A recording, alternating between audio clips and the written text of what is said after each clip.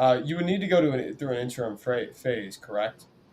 In order to get to the area where everybody's voluntarily cooperating. I mean, that's typically what I've heard is that you have to go an interim phase of more governmental ownership.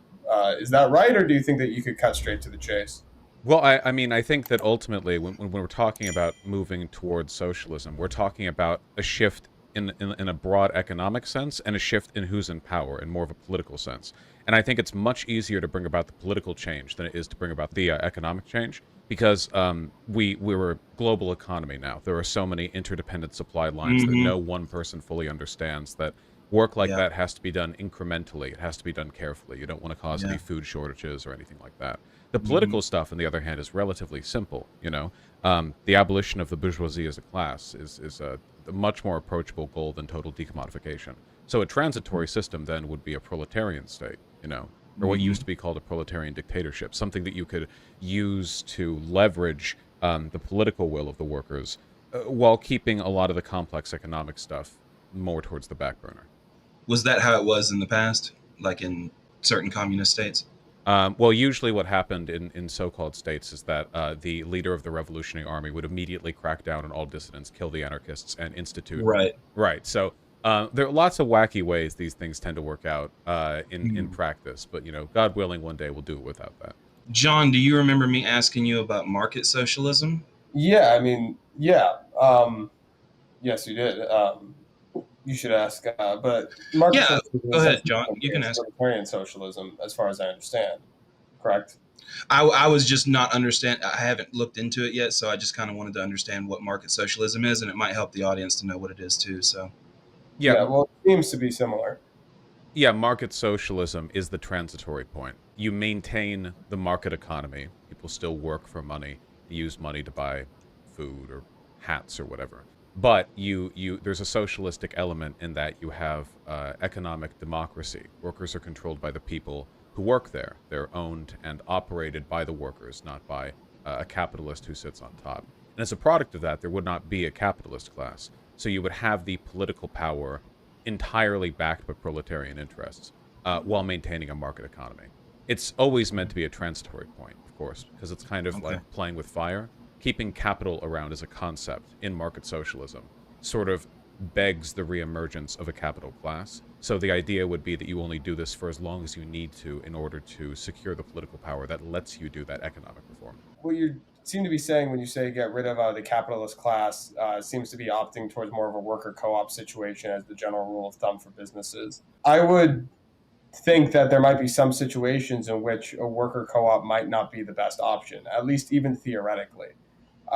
So I think you run into the problem potentially of people who maybe don't want to work in a worker co-op and would prefer a level of stability, or would prefer to be managed that way, or think that leadership would be better if you had somebody specialized at the top instead of the more employee run type of stuff. Would that be allowed under your system? Do you think that that would not even happen? I'm like, how do you deal with that? Well, worker The idea of cooperatives, or even the ones that exist today, are fully allowed to elect their own management.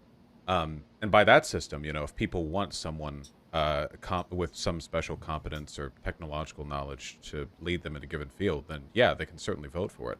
In terms of like direct capital ownership, as in if people would prefer to work in a business where it is completely top down, where all control is directed towards the owner, with no control Yeah. given to the workers, that would certainly not be allowed. No more Mm. so than we would allow somebody to become a king today, even if the subjects of their house were, fully willing to go along with it. So would the idea of like stock ownership for people who don't work in the company just be completely gone, like outside investment? Yeah, we Because can't have that. There can be systems of investment, okay, but not stock. Because as soon as you do that, then you have people owning a portion of the company who don't work there, and that immediately sort of Yes. reestablishes the problem. do you Yes. have to work there to have a stake in the success of the company and its productivity and efficiency? Um, well, it's not a matter of whether or not you have a stake. It's a matter of whether or not you are a part of the system that is actually producing from that company. I mean, socially, everyone benefits from companies that provide to the public good doing well, but you're going to have to provide that incentive through ways other than stock ownership. Because otherwise, you have capital reinvestment. You get the exact same problem with people benefiting massively from the hard work of other people and, forming their sort of capital empire based entirely off of reinvestment. I mean, I'm not super sure that that's a problem. I'd be curious. I don't want it to go all day about Well, that's this. capitalism. That's okay. the whole Right. system. Right. Well, I mean, if you haven't been able to tell, I'm somewhat partial to the system because while obviously people who outside buy stock aren't working as hard in terms of labor, they're still contributing an awful lot of value, probably more value than even the hardest working individual employee. Yeah, but Why then they take that value back because that's the whole point of the stock ownership. They're not giving away something for nothing. In exchange for the investment money, they expect returns on their investment. Ultimately, the whole point of investment is to make more money, not to give. I'm okay with investment projects that have no expectation of return. If you're really invested in the success of a business, give it money. Sure, but I agree with that. either way you generate. Here's a problem though that I see. There's like two or three problems here. Is the motive doesn't matter because either way you're getting investment. Two, I think the desire to have a money or profit kickback actually makes you more selective with your investments. Instead of just placing it where like you feel like you might feel good, you place your money on companies that you think will actually succeed, which means those are the companies that are actually going to be productive and contribute to the public good. Well, you're likely to invest in what you think will make you money. And as we have the system now, we have shareholders who elect CEOs, and CEOs are legally obligated to do what is in the good of the shareholder. And what this means is that a lot of these companies get hollowed out for short-term investor profits. The CEOs get a golden parachute and they sell it and it's on the way. Every year we see more closures of existing firms because, as it turns out, the needs of the capital owning class and the needs of the public at large are totally separate from each other. The idea that like capital investment is done to the public good, or that it benefits or prioritize the good. There are plenty of ways to economically incentivize productivity within a company that don't involve handing over ownership to a small group of elites outside the company. After all. Don, I saw you shaking I'm your head. curious what ways that might be, but we might have to continue that conversation a bit later. Well, if it's a good functional business, people should shop there and give it money, should they not?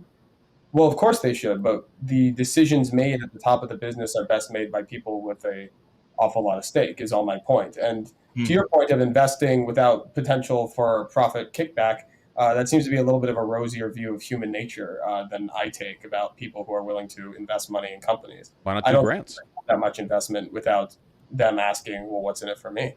But we have grant systems. Canada's government gives grants to artistic projects they think might be worthwhile and benefit the public good. Like Cuphead was funded through it, for example. If we had a lot of money being kicked back through local, state, and national governments, a sort of grant application system for people who need capital to finance their startups but don't have it in their pocket seems like it'd be a good way to sort of direct public wealth towards public good. So I can actually compromise with you there. On the local level, I can actually see a real argument for grants. My concern is that the more nationalized you get, the less stake that the government has in it, right? Because as much as the motive of people who invest privately in the stock market can be, just for self-gain, I find that in many cases, the government, because it's not their money, because they're using taxpayer money, they tend to not have much of a stake in what they're investing in beyond, ooh, that sounds nice, or ooh, this will make me politically popular, without driving into the hard numbers of if this business will be successful, which is something that investors who are looking for a profit kickback have to look into. But politicians and also, are. I don't really believe in the wisdom or the prudence of government. Well, we're not talking about the wisdom of government. I mean, you don't want to put much faith. You kind of are if you're talking about grants, of picking the right good companies to invest in. You're kind of trusting them a little bit. Well, trusting investors has not historically been a very wise decision when it comes to nationwide economic management, for one. And for two, these grants aren't given by politicians. They're handed out by committees that you apply to. They wouldn't be handed out for woke points or, for the benefit of somebody's campaign. It would just be something you could apply to, simple, ordinary, bureaucratic. I don't want there to be a system where people can sort of slingshot themselves into rags or riches situations where corporations can either go like multinational, multi-trillion-dollar whatever, or not. The business should be local. It should be ordinary. The business should be something that serves the local and public good. But right now, like, we've seen the opposite. Through mega corporations like Walmart, we've seen wealth stripped out of the neighborhoods where these Walmarts are placed. Yes, because exactly. It's down to a difference in material interests. On a surface level, on an Econ 101 level, Walmart seems like it would be economically beneficial for everyone because the products it offers are so cheap. But of course, there were microeconomies in these towns beforehand. Sure, the goods cost more, but people were paid more for their work because when those goods cost more, the money went back shut into it the down community. slowly.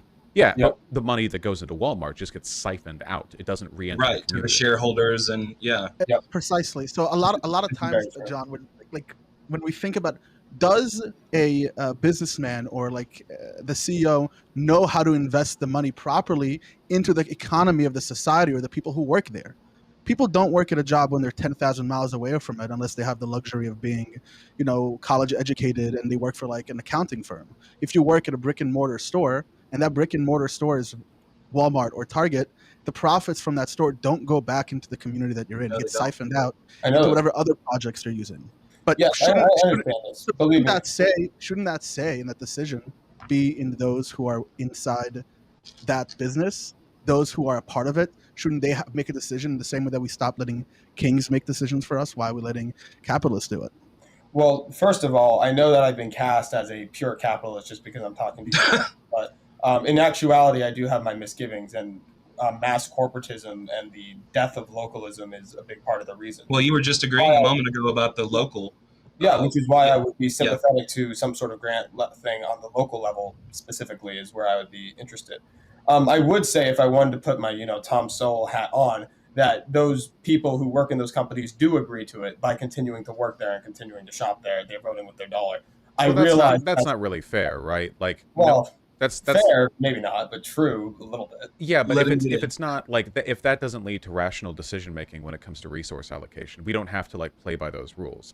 Like if we look at the effects of Walmart in local communities, we can't go like, well, they chose to do that. They all understood what like the long-standing decades-wide economic consequences would be because they continue to buy goods at a lower price than they did previously. Economically, people will do what's in their best interest, right? So we just have to shape society until people's best interests are what's like the public good. Okay, so this is the issue is that I think I get really, really nervous about the idea of anybody, quote unquote, shaping society because as you're so concerned about corruption, I am too. I'm concerned about it everywhere, which is why I like most of the power centralized locally and why on the national level I'm very hesitant about stuff like grants because I'm aware that both the private investors and the public are necessarily going to be corrupt and are necessarily going to be dumb and are almost certainly not really going to be orienting us to the common good because I just have I have a negative view of how things at national organization But see, level. you're making my argument for me though, because that's my argument against shareholders. Because shareholders are not only like national entities, shareholders are international entities in many cases. Like ungodly amounts of wealth controlled by a small group of people who don't even have like national affiliation. So in the same way that you would prioritize local decision making when it comes to like these incentive structures, so would I. Let the workers who work there make the decisions when it comes to how they should run their company. I think you'll get much better outcomes that way. Yes. So just to finish the point is, again, I agree with the localism thing, but my problem is that I don't actually trust the idea that the workers aren't just going to metastasize into a new form of government by committee that can be similarly corrupt, at least when you generalize to the level of national. Now, the problem gets worse at the international level, but not enough for it to overcome this guarantee.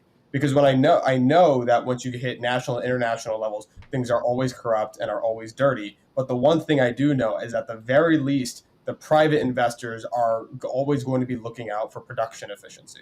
And I don't know that that's always going to be true for the government. We are using the word always a lot here, so let's be careful.